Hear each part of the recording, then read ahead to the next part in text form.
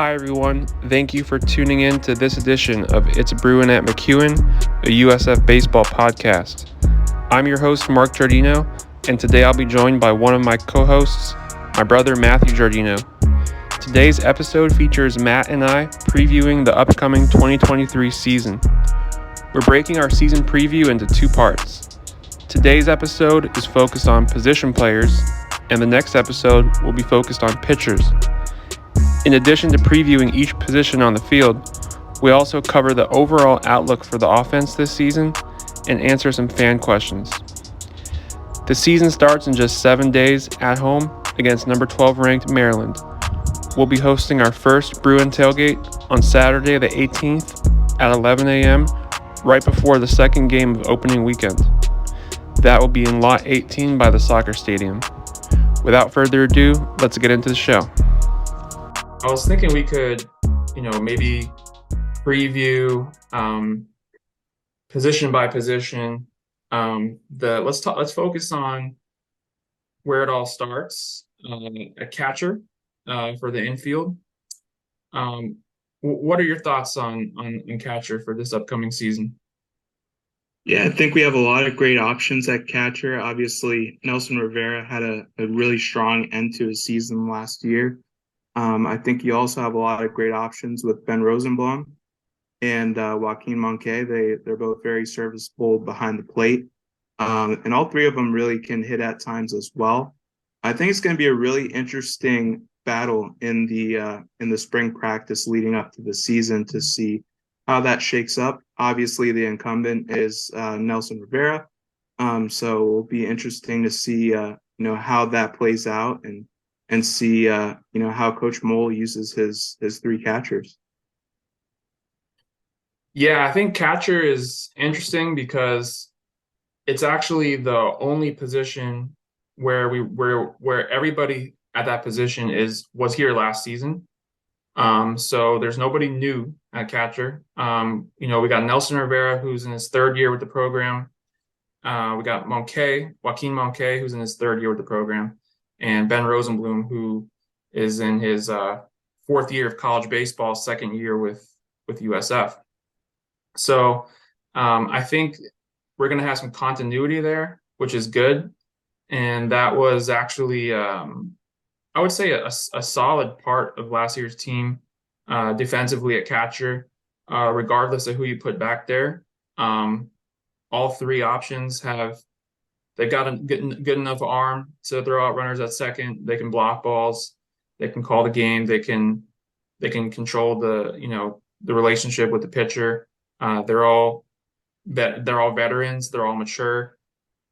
So when you think about a baseball team and who's truly like the nucleus of the infield, it's catcher, and it's really good, I think, that we have juniors and seniors at that position. I think that's really important. With that, we'll take it to first base. What I'm gathering and what I saw in the fall is that Bulls veteran, now in his fourth year with the program, Daniel Cantu, is likely to be the everyday first baseman, even though most of his career up until this point, actually, I would say all of it, was spent in the outfield. So he's making that transition to first base, but he looks really good there. Looked really good there in the fall. He did that a little bit in the past, and he did it a little bit in his prior summer baseball team. So I think he has an easy transition to first base just based on the fact that he's been doing it for a while. He's a good athlete. He's got good height. He's like 6'3". So I'm not too worried about first base defensively. And then what he brings with the bat is, we all know he's a great hitter, great leader for the team. What are your thoughts on first base? And is there anybody else? I know Nelson Rivera played a little bit there last year. He might peek in there a little bit when he's not catching. Ben Rosenblum maybe, Moncay maybe. But yeah, what do you think, Matt? Yeah, I think those points you make are really valid. He's a great athlete. You're going to miss his arm out in the outfield. But I think one thing he really reminds me of is Riley Hogan in his senior year and what Riley Hogan did for the team. I think that Daniel can replicate that and put together a good season behind the dish and hit pretty well. And not only that, but I think his leadership is going to be crucial this year as well. Kind of similar how Riley really took us over in the latter part of the 2021 season. Absolutely, for sure. All right, let's take it to second base, where what we've gathered based on our observations in the fall and reading some reports from D1 baseball. It's looking like it's a competition between two guys, primarily. There could be other names as well, but it really sounds like it's John Montez, who's battling with Matt Rose for the second base position. For some background here, these are both new names to Bulls fans. John Montez is a transfer from UCF. He played with UCF for 2 seasons, now entering his third year of college ball. I actually have some, Matthew probably does too, memories of him in that conference championship game in 2021 in Clearwater when he was just a freshman. He hit a double in the last inning when UCF was trying to come back, and he was all fired up and pointing at his jersey, and I was like, this guy's got some fire to him.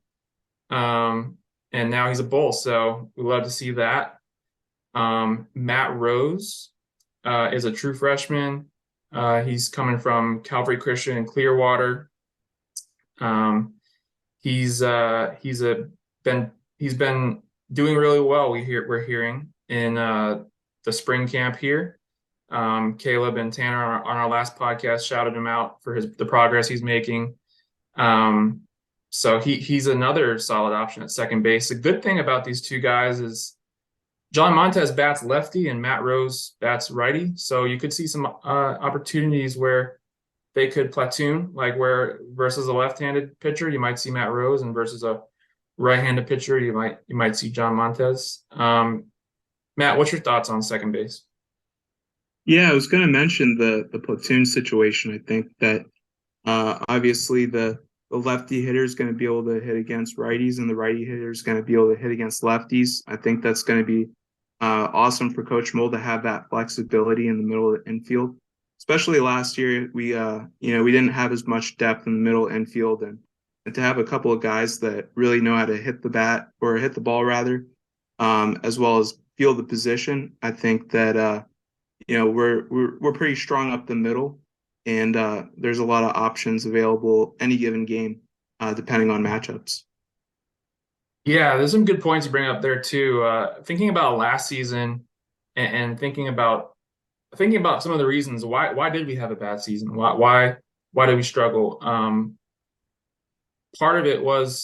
big part of it was some defensive problems, and a lot of that kind of happened in the middle of the infield, and a lot of that kind of happened because we ended up playing guys in the middle infield who are not primarily middle infielders.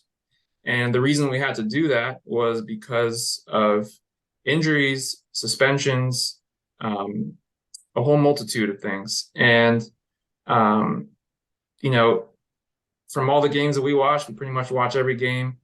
We were not getting to a lot of balls at the middle. We were not getting to a lot of balls in between second base, first base. We just didn't have that range. And now when you bring in two athletic guys like John Montez and Matt Rose uh, for second base, I think you're going to see that we are going to be making more of those plus plays where we're stealing a ball up the middle, we're stealing a ball in the first base, second base gap that we weren't stealing last year, and I think that's going to make a big difference this season coming up. Yeah, and also too, like playing those middle infield positions, the game comes at you so fast. If you don't have experience playing second base, shortstop, third base, that could be a hard learning curve to any player. So definitely nice to have guys up there that have some experience. For sure. Going to shortstop, that's going to be another scenario where it looks like we're going to have brand new names for Bulls fans. You know, we had Nick Gonzalez the last few years, who did a really nice job for us, especially in his last season. He was one of the bright spots of the batting order last year, hit like 300 during AAC play. He was really solid for us last season. But we lost him. He graduated, and we got two new guys that are seem to be the primary contenders for the starting shortstop position. We're looking at Stanton Luthner. He is a transfer, Division I transfer from Stony Brook University, who we actually played last season in Tampa. And then we're also looking at Eric Snow, who's a freshman out of Forsyth, Georgia. It sounds like these two are the contenders there at shortstop. With Stanton, with Stanton, you're going to get more experience. I believe he's entering his either third or fourth year of college baseball, and he put up some pretty good numbers at Stony Brook. He showed that he could steal bases. He's got some pop. He can hit for some extra base hits. He plays well defensively. He had a pretty solid fielding percentage. So you get experience, and that's what you get with Stanton. And then with Eric Snow, you're gonna get a guy who was one of the top high school baseball prospects in the country. He was, I would say, the highest rated recruit from the freshman recruiting class. He had one of the highest home run totals in the country for high school baseball. I think he hit 17 home runs. He's athletic. He can run. So you can't really go wrong with either one. It should be interesting. What do you think about shortstop, Matt? Yeah, I think when you look at Stanton Luthner, he's got a prototypical shortstop body. So I really like that and how that plays in the field defensively. In terms of hitting, I think that they both can hit at a pretty high level. Obviously, it'll be interesting to see how the high school season translates to Division I baseball. In the case of Snow, but overall, I think we have a lot of really great options there with those two. But I think overall the experience that Stan Luthner has had in Division I baseball is really going to give him the opportunity to play a lot at the position. Obviously, anything could change throughout the season, but I think it'll be an interesting competition and see what's going to end up happening there. Yeah, definitely agree. I think they're both going to be really good for us. They both help us. Solid defense at shortstop. Nick Gonzalez was pretty solid there for us the last few years, and it's good to know we got two pretty mobile, quick, athletic guys with sure hands and shortstop that will definitely hold that position down for us. So we're looking forward to that. Third base. I'm also hearing about a competition there based on what I saw in the fall, based on d1baseball.com. It sounds like there's a little competition between Travis Sankovic, who is a brand new name for Bulls fans as well. He is a Division I transfer. He came from Marshall University. And he is entering, I believe, his fifth year of college baseball. I think he did 2 years of junior college. He played 2 years at Marshall. So you're getting a very experienced guy there. And I really liked a lot of elements of his game. He's got good size and he's good defensively. And probably the number one trait to know about him is he's really, really good with making contact and avoiding strikeouts. And so last season, he actually drew more walks than he struck out, which is a pretty rare thing to accomplish, and really is a testament to his bat to ball skills and also his plate discipline. So he's definitely someone I think you would want at the top of the lineup. He gets on base a lot. Really solid addition. Shout out to our coaching staff for bringing in a fifth-year senior that has batted 300 in the Conference USA, which is one of the top conferences in Division One baseball. So that was a big add. Also at third base, another guy who we are familiar with and who may not be always at third base. I think this is a guy that you're going to see often, I think multiple times a week. And it might not be at third base, but it might be at DH, might be in the outfield. It might be a different infield position. It'd be Bobby Bozer is a guy that he showed a lot of promise in his true freshman year last season. He hit it. I think he was one of the highest in home runs for the freshman last season, along with Jackson Mayo. He had a really, really good summer playing up in the Sun Belt Baseball League in Georgia. I believe he was like the MVP of the league, MVP of the All-Star game. Did a lot of good things up there. He really was able to clean up some things hitting wise, got his batting average up. So I'm looking for a big year from him. He already showed a lot of power as a freshman. Matt, what do you think about third base? Yeah, I think defensively they're both going to be able to handle the position. And then I think, they're two completely different types of players when it comes to hitting. I think obviously we got Bobby Bozer, who's probably the pound for pound strongest guy on the team. And then we got Travis, who is a really good contact hitter. So I think that there's a lot of great things to look out for at third base. And I think, too, they're both athletic enough where, we could utilize them in a utility situation where, give a guy off a day at second base or shortstop, even in the outfield. So I think there's going to be a lot of flexibility with them throughout the season. And I think, Coach Mo has a lot of difficult decisions to make, who's going to play day in and day out. And I think a lot of it's going to come down to matchups. Yeah, I think matchups is definitely a factor there as well. Another thing to keep in mind with that position too is Travis bats lefty and Bobby bats righty. So you might see a little bit of platooning there as well. Whereas back at shortstop with Stanton and Eric Snow, they both bat righty, so that's not really a factor there. But it could be a factor on third base with Travis being a left-handed hitter. So definitely, Yeah, go ahead. for me, I think that that might be the biggest hole to fill from last year, especially having an all-conference third baseman. Obviously, hit the ball great, Carmine Lane. We're definitely going to miss him this upcoming season, but I think I'm pretty confident these guys can fill the role. Yeah, no, absolutely. I mean, third base last year we had Carmine Lane, who was with our program for I believe three years, and now he's with the Marlins. He's a guy that in only his second year of college baseball was really one of the key pieces of the super regional run.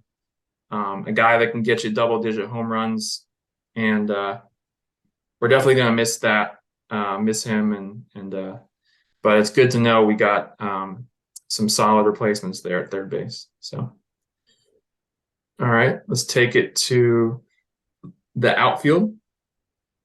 So from the outfield, I don't think we are losing any of the outfielders we had last year.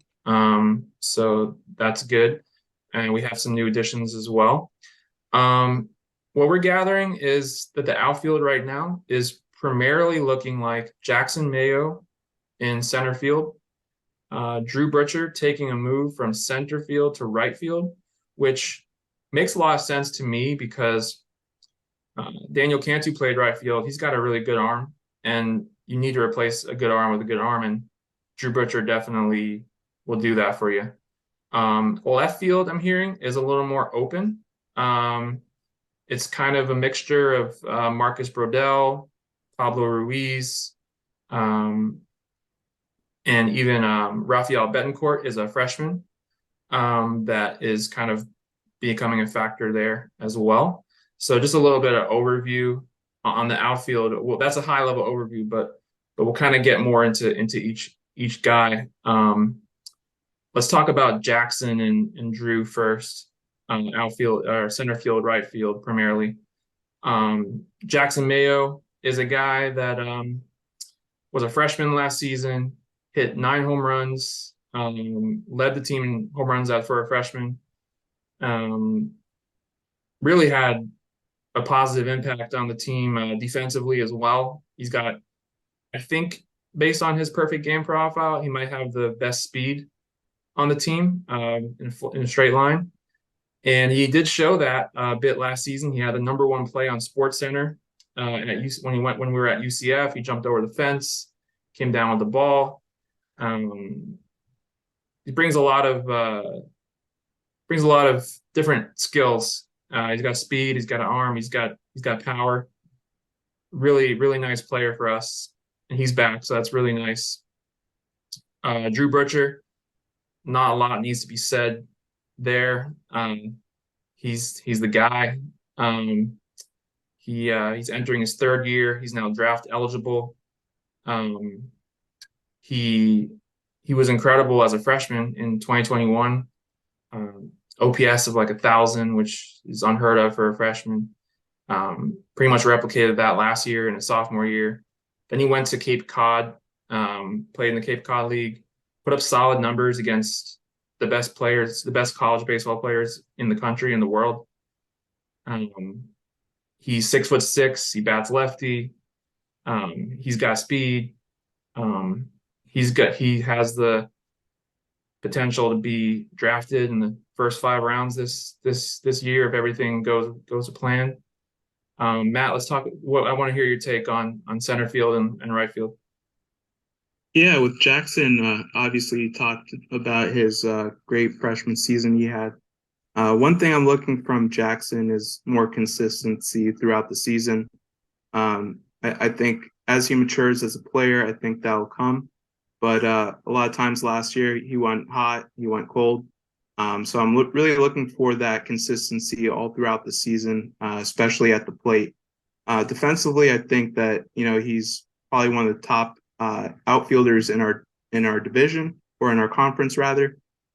So definitely looking to see how he progresses this year at the plate and taking a consistent approach and really day in and day out keeping that same approach throughout the season.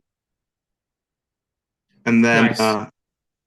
yeah, and then for Drew, I think you kind of summarized that pretty well. I think one thing I'm looking for from him is having a full season of staying healthy. I think if he does that, he has a chance to really do something special for the Bulls this year and put up some really big numbers. I think he's kind of a five-tool player as well as Jackson Mayo. Both of those guys are incredible pieces to have in the right side and center side of your outfield. Yeah, for sure. I think it's a good point about Drew is, he to me he feels like a guy that could hit 20 home runs in college baseball easily. But he needs to stay healthy to do that. Both of his seasons so far, he's missed at least a month. But he still managed double-digit home runs. But man, yeah, if he can have a fully healthy season, I feel like he can get there and really, like you said, really lead us pretty far. I think Um, also I think also too is between those two, if they stay healthy, it really adds a speed dynamic to our team that I think was not necessarily our strong suit last season. I think we were probably more in the middle of the pack with stolen bases. But I think one thing that can really benefit us is having those guys go out there and maybe combine for 30, 40 stolen bases in a season. that would be great. I just feel like, we know they have that speed. It's just going to come down to, is that the approach that we want to take from our coaching staff? Do they want to get a little more aggressive this season on the base paths? Last season we were kind of lower in stolen base attempts in relation to the rest of the league. So that'll be interesting to see. We know we have the guys that have the speed to make that happen. It's just a matter of is that the philosophy that they want to take this year. So let's move to left field where I brought up a few names earlier. Marcus Brodell uh, might be the leader, but you also got to factor in Pablo Ruiz and Rafael Betancourt. Um, a little bit of background on each. Marcus Brodell was a freshman for us last year. He bats left-handed, so he's entering his second year with the Bulls, and um, he was arguably maybe the most productive freshman hitter from our group last year. Um, he hit home runs. He could rip doubles to opposite field. Um, he looks the part too. I mean, he's got the physicality when he was just a freshman, where he looked like he was a fourth year player, and so he's definitely a strong contender to be in the out left field. And Pablo Ruiz is another guy that's a strong contender for left field. Um, he is a transfer from UCF, entering his first year with the Bulls. He previously played 3 seasons at UCF, and I would say the main thing to know about him is he brings some pop. Um, he can hit you some extra base hits. He can hit you some doubles. And he's also solid defensively. He's a good athlete. He can get all over the outfield and make plays for you. So he's a strong option there as well. And he bats right-handed. And then Rafael Betancourt is a true freshman. He's from Deltona, Florida. Another guy that he kind of reminds me of when Marcus Brodell was a freshman, where he just looks like he's physically already there. He's already got good size to him. He's strong.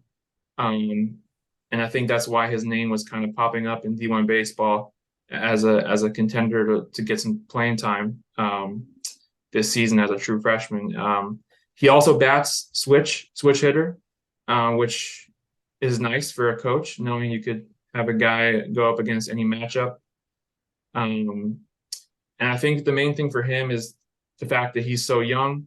He may not have as much experience playing in the outfield defensively. I want to say in high school he was a shortstop.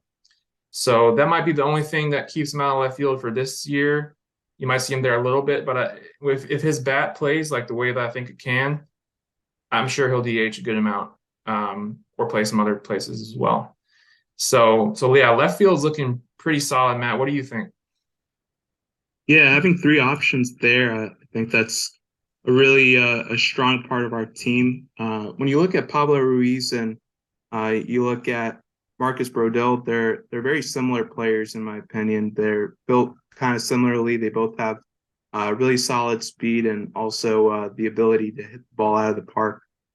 So I'm really excited to see Marcus Brodell progress this year from his freshman year and kind of see what he's capable of. Kind of similarly to Jackson Mayo, he had a kind of a streaky nature to his season last year, where he could go out in a series and maybe get you 12 hits or 9 hits, but then there were some other series that had a little bit more struggles to it. So I think a full season in college baseball will really benefit him a lot, and he's seen a lot of different types of pitchers now that I think maybe last year would have maybe gotten him a little bit hung up in terms of success at the plate, but I think this year it's going to translate to a little bit more consistency.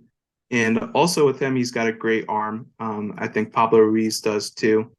But I think also one thing that's a real wild card, like you said, is the fact that Rafi is a switch hitter, and the versatility of that. I think he's going to find some spot starts here and there and make an impact whenever he does get to play.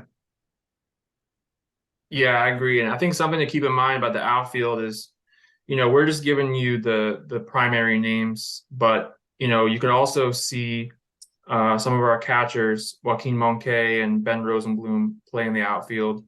That's certainly something that could happen. Another freshman whose name we haven't mentioned yet, but definitely deserves a mention, is Stort Puckett. He's another freshman with a good athleticism to him. I want to say in high school, he was primarily a shortstop, and now he's kind of like a utility. And he could play in the infield, he could play in the outfield, but I saw him in the fall. Really loved his approach at the plate. He drove some balls to opposite field with authority. Um, he looks like a really good ball player, and just even though he may not be projecting to be a starter this year, the fact that he's on the team um, and provides us that depth.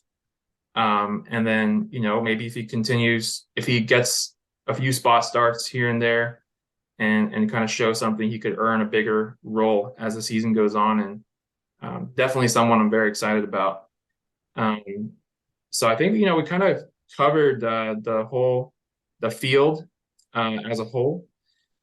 Um, Now I kind of want to bring it back to the offense and the defense and just thinking about, what is the offense going to look like? Something that was kind of on my mind coming into the show today was last season we in non-conference play, um, we had a good record. I think we were roughly like 20, like 18 and 10, something around there before conference play started. And it was looking like it was going to be a pretty good season. But then when conference play came, we really struggled. We had 8 wins, 16 losses in conference play, ended up finishing in last place in the conference. And I think a big part of that was a multitude of things. We had injuries, we had suspensions and things like that. But I think a big factor in that was the schedule, the non-conference schedule that we had last season was very light. We played against some teams that are just beneath the level that this program aspires to be at, and we need to play better competition to prepare ourselves to play in the American Athletic Conference because it is one of the best conferences in college baseball. And it looks like that's going to happen this year. We got a pretty loaded schedule, but we'll get more into that later. But my point with this, though, is last season, the offense was pretty solid in non-conference. And then in conference play, our offense struggled a lot. And we had the lowest batting average in the American Athletic during AAC play. We had 240 as a team. We had the lowest OPS, 699 as a team during AAC play. And we were lowest in home runs. And we also had a propensity to strike out. We had a 22% strikeout rate in conference play, which was second highest in the AAC, which sometimes it's okay to have a high strikeout rate if you're a team that is hitting a ton of home runs. But that wasn't really us. We weren't really hitting a lot of home runs, and then we were also striking out. If you do that combination, it's just not going to work in any scenario. So with that being said, I'm really trying to think, what is the offense going to look like this year? Matt, do you feel like it's going to be? I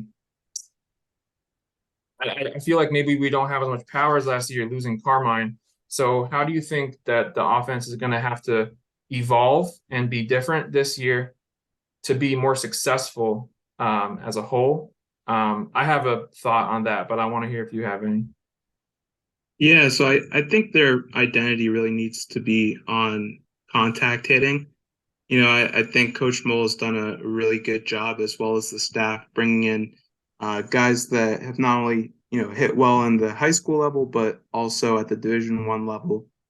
So I think one thing that we're really going to have to do is string together a lot of base hits, and there's some guys on the team right now that can obviously get you the double or triple or even home runs to produce a lot of runs.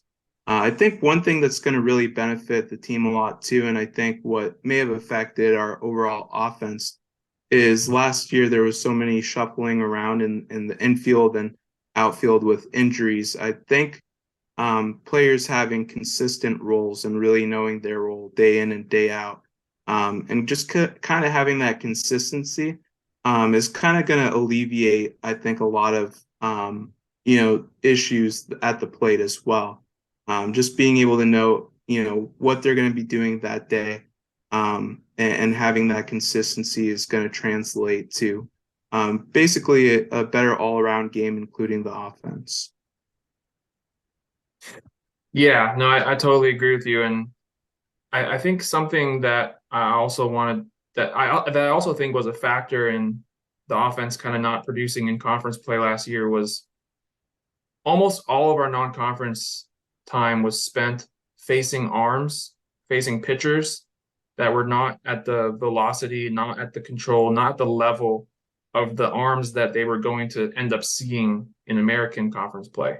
So they were kind of getting you in this bubble of like, well, we're accustomed to facing pitchers like this, and then all of a sudden you're facing much better pitchers and you're just not ready for it.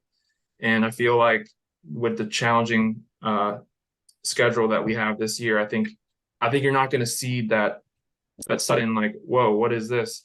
It's going to be more of like, yeah, we've been facing good pitching all season, so there won't be that crazy shock that there was last year.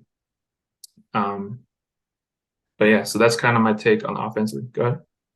Yeah, definitely, something that's pretty easy to do is get lulled to sleep if you've been, facing pitchers that may not be up to the level that, you're going to be facing in conference play. So definitely having that challenge first weekend out against Maryland, we're going to see some tough pitching in that series. So definitely going to be better prepared, I think, going into conference play this year.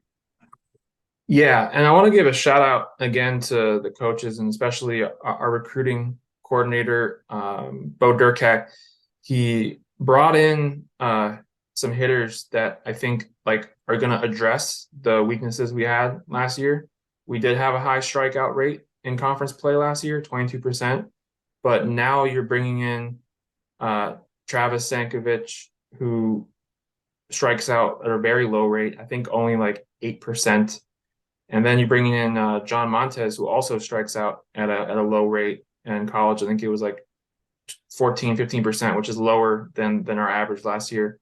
So those two guys are like contact hitters, and they also have experience facing quality arms. Travis played in the Conference USA, which is a very highly ranked baseball conference, and John played in at the AAC, which is also a solid conference. So I think the coaches knew last year, or they were once the season was over, they're able to kind of gather what happened, and I think they did a good job addressing some of those needs.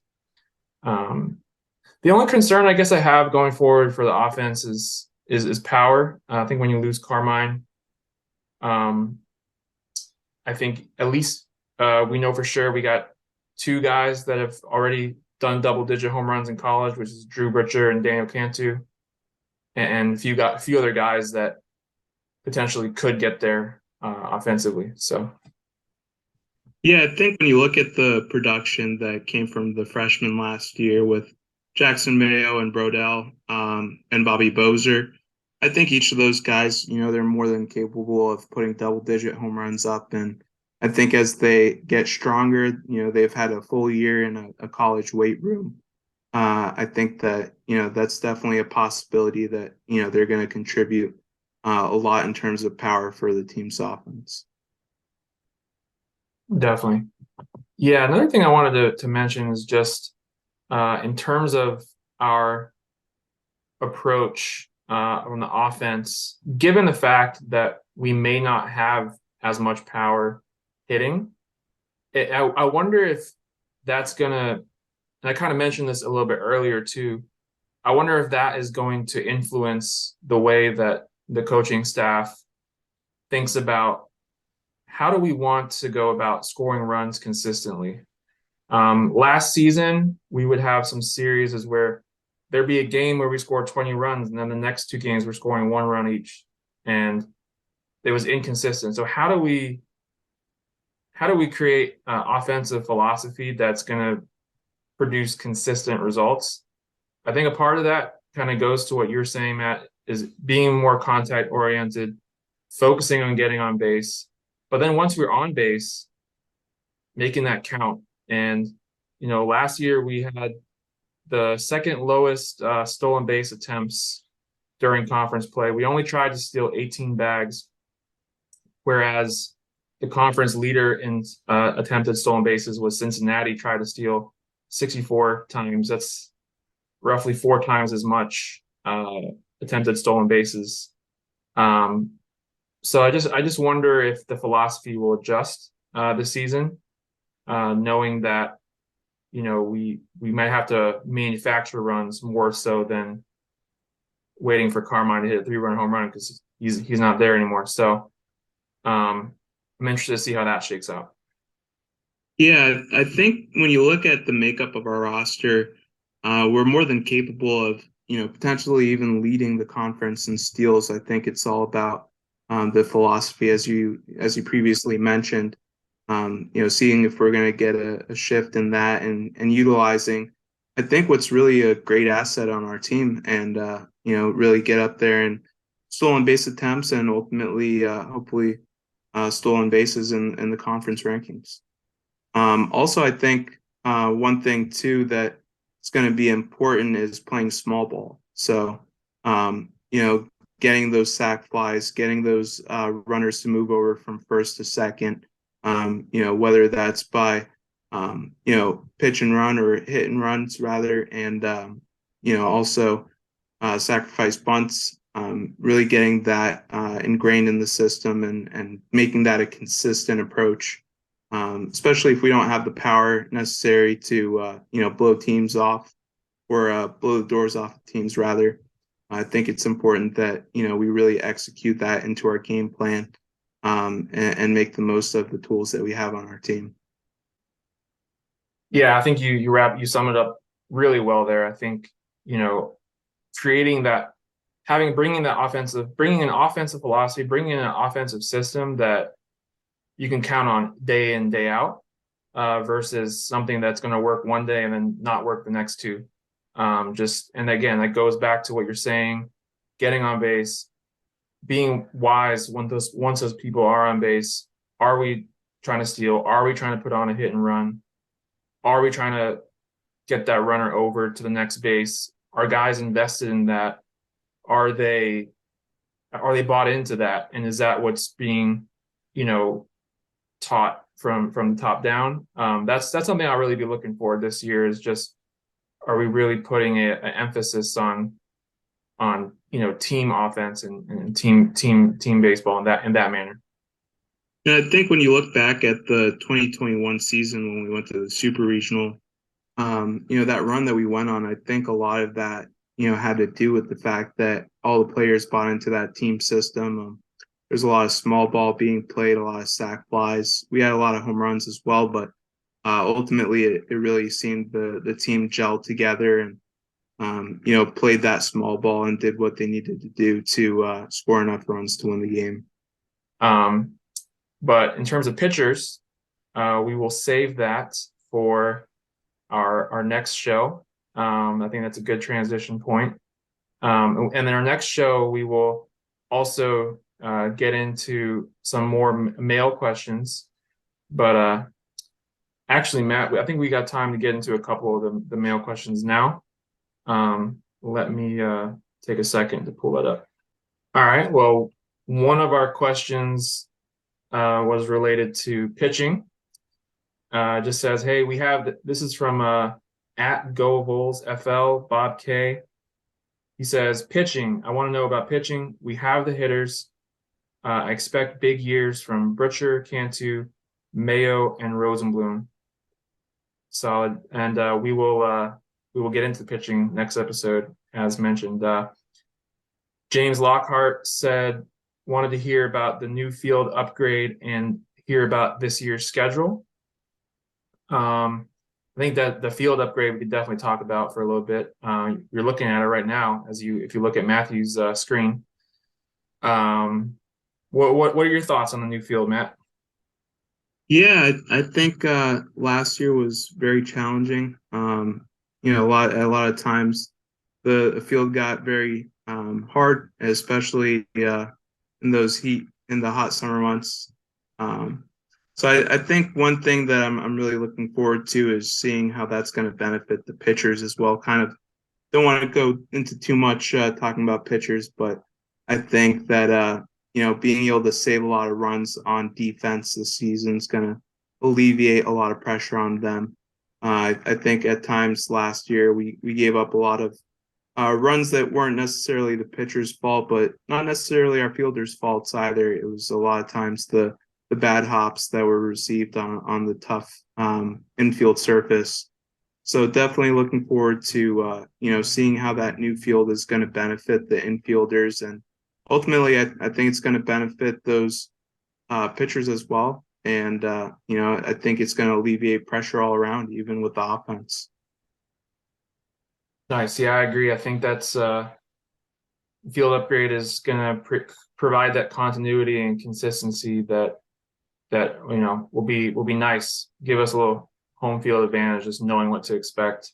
And James, in terms of the schedule, I would say I love it. I think it's awesome. We're opening against Maryland's 3-game series at home.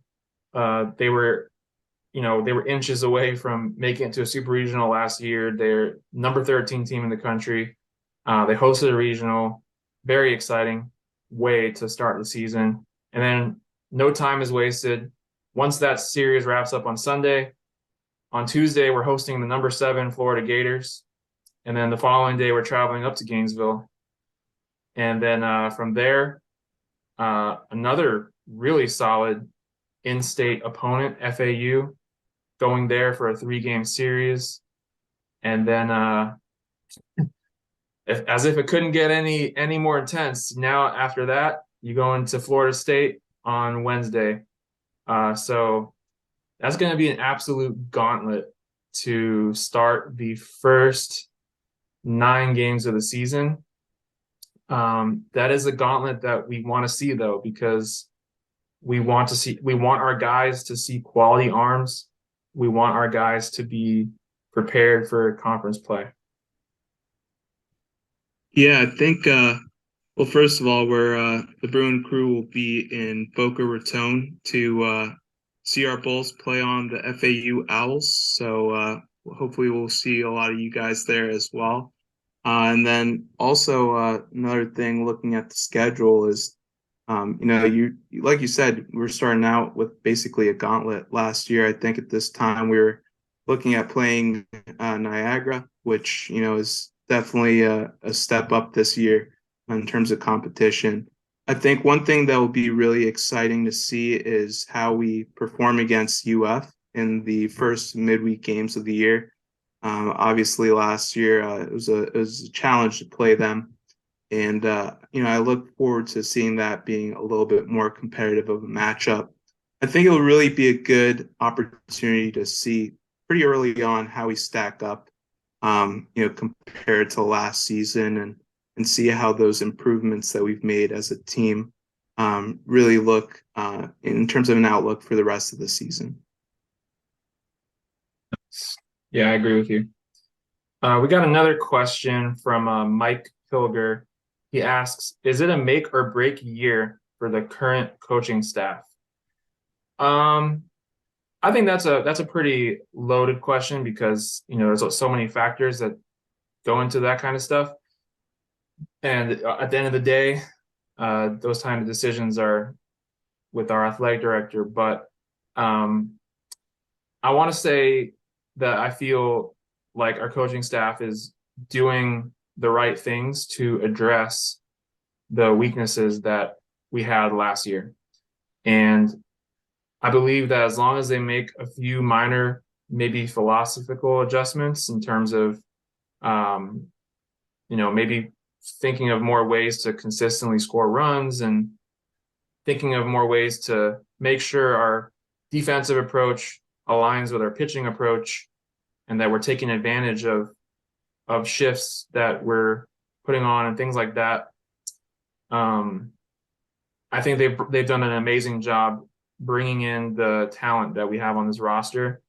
We had the highest ranked recruiting class per perfect game for freshmen. in the American Athletic Conference. So you gotta love that. And you also gotta love the fact that we brought in four experienced athletic Division I transfer players. So I think it's a good question, Mike. I think that it's an important year for the coaching staff. That's my opinion. I think it's an important year for them to show what they learned from not only from their success in 2021, where they went to the Super Regional, but also from last year, where they were the last place team in the American Athletic Conference. So I think it's an important year for them to show that they learned from last year and that they're ready to really prove that the 2021 version, that's the real product that they can provide the fans and to the program. And yeah, just to add on to that, I think not only have we brought in talented players on the field, but I think after meeting a lot of the players this off season, they're very high character individuals, and I think that alone is going to be a great asset to this team. And I think we have a lot of great leaders on this team as well. We got some guys that are in their third or fourth year that will really be able to help guide a lot of the younger guys this season. So really excited to see that, those guys are going to be able to step up. And I think that may be a thing that was missing from last year's team as well, aside from the injuries, really a vocal leader within the clubhouse that's going to motivate the team and kind of hold everyone accountable. So really looking forward to, seeing what the coaching staff is going to do with this kind of fresh group of talent that's coming in this year. Definitely. And I think it's a good point you make that the coaches have done a great job bringing in really high character guys, especially this group this season.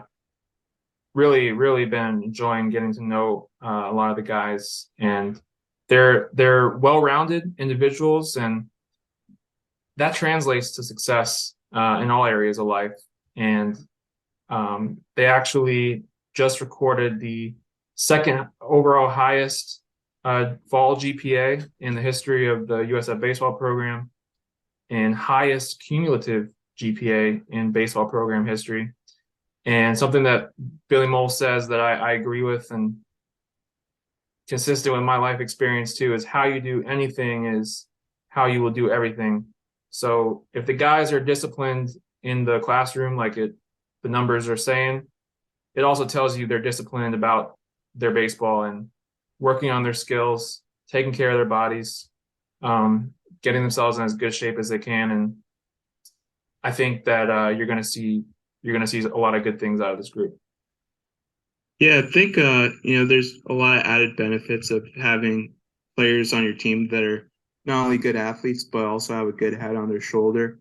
There's a lot of in-game decisions that are made, and having that ability to think quickly and being able to translate your off-field smarts in the classroom onto the baseball field is really going to help benefit the team.